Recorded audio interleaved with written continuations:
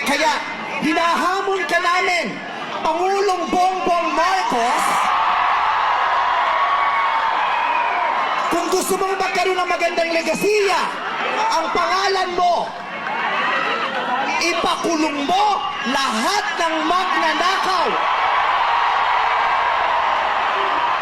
Nakatingin kami sa iyo, Pangulong Bongbong Marcos, at inaasahan ka namin, hindi dahil sa idol ka namin, kundi dahil sineswelduhan ka namin at inaasahan namin na tutuparin mo ang inuutos naming mga employer mo.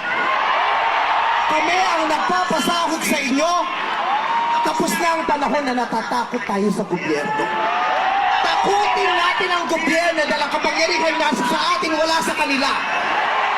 Nakatingin kami sa inyo.